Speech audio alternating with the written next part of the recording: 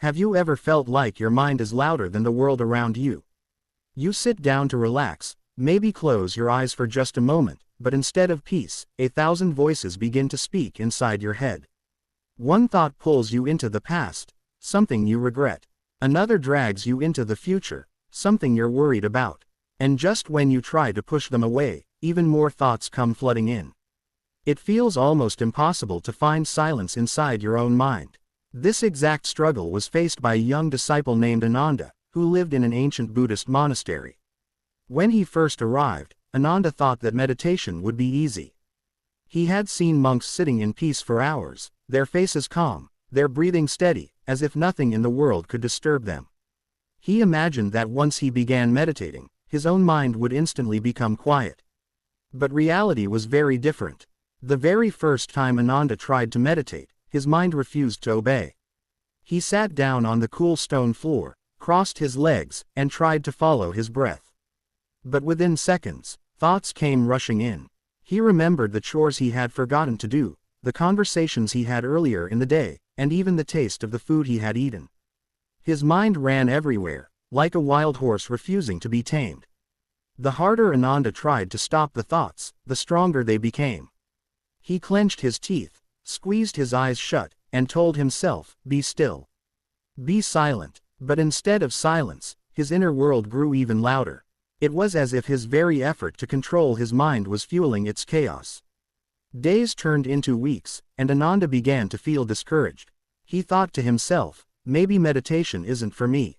Maybe my mind is too restless, too noisy, too broken to ever find peace. The disappointment weighed heavily on him. Finally, after yet another frustrating meditation session, Ananda gathered his courage and went to see his teacher, the wise monk Rahula. With a bowed head, he admitted, "Master, I have failed. I cannot control my mind. The more I try, the worse it becomes. Please, tell me what I should do." Rahula looked at him with kind, patient eyes and said softly, "Ananda, what you are experiencing is the nature of every mind. Do not be afraid. I will tell you a story that holds the secret to calming the storm within you." And with those words, Ananda leaned in, ready to hear the lesson that would change his life forever. The wise monk Rahula began his story in a calm, steady voice, the kind of voice that immediately draws you in. "Ananda, there was once a powerful king who ruled over a vast kingdom.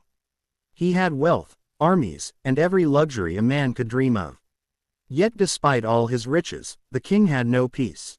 At night, he tossed and turned in his golden bed. By day, he was restless, snapping at his ministers, and making poor decisions because his mind was always clouded. Finally, unable to bear it, the king sought help from a monk renowned for his wisdom. He rode out with his guards and demanded an answer. "Tell me how to control my mind. It is like a battlefield inside me. Anger, desire, and endless worry are destroying me." The monk, instead of answering directly, picked up a simple glass of water from a nearby stream. Handing it to the king, he said, "Look inside." The king peered into the glass, and what he saw was disappointing. The water was muddy, full of dirt and movement. He frowned. "This, O king," said the monk, "is your mind right now. Restless, clouded. You cannot see clearly through it." The king grew impatient. "Then tell me how to make it clear," he demanded. The monk smiled gently, placed the glass on the ground, and said, "Now wait." The king stood confused, but he obeyed. Time passed slowly. The water, no longer shaken, began to settle. The dirt drifted to the bottom, and soon the water turned clear. "Do you see now?" the monk asked. "You did not fight the dirt. You did not force it to leave. You simply stopped disturbing it. And with time, clarity appeared on its own. Your mind is the same. The more you shake it with anger, fear, and resistance, the more muddy it becomes. But if you sit still and allow it to rest, the thoughts will settle by themselves." Ananda listened closely, his eyes wide. For the first time, he understood. He realized that all his efforts to force his thoughts into silence were like shaking the muddy glass again and again. No wonder his mind never cleared. Rahula's words sank deep into his heart. The secret wasn't about fighting thoughts. It was about observing them, letting them rise and fall, and allowing stillness to come naturally. For Ananda, it was as if a locked door inside him had just been opened. That evening, after hearing his master's story, Ananda returned to his small room in the monastery. The night was quiet, the moonlight spilling through the window, casting silver shadows on the stone floor. He sat down cross-legged, closed his eyes, and remembered the words of Master Rahula, "Do not fight your thoughts. Let them settle like dirt in water." As soon as he began, the same restless thoughts appeared. One voice reminded him of unfinished tasks, another replayed an argument from the past, while another whispered doubts about his abilities. But instead of battling them as he always had, Ananda tried something different. He simply watched. He imagined each thought as a small cloud drifting across the sky of his mind. Some clouds were dark with fear and regret, others light and harmless.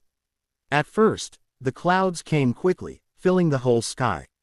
But as Ananda breathed slowly and calmly, he noticed a strange thing. The clouds began to drift away. In the space they left behind, he felt something he had never experienced before, a quiet stillness, like a gentle pause between two breaths. For the first time in his life, Ananda realized that silence was not something to create, it was something already inside him, waiting to be uncovered. The next morning, filled with gratitude, Ananda returned to Master Rahula. He bowed deeply and said, "Master, last night I discovered peace. My thoughts came, but I did not chase them away. I simply watched, and slowly, they left on their own." The wise monk smiled. "Yes, Ananda, that is the essence of meditation.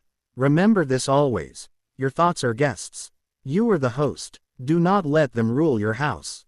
Simply welcome them, and then let them go."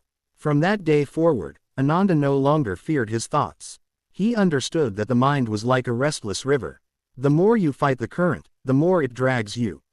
But if you allow it to flow, eventually it becomes calm. And now, dear listener, this lesson is for you too. When your mind feels heavy with noise, don't fight your thoughts. Don't try to silence them with force. Just sit, breathe, and observe. Like dirt settling in water, your thoughts will clear. Peace is already inside you, you only need to let it rise.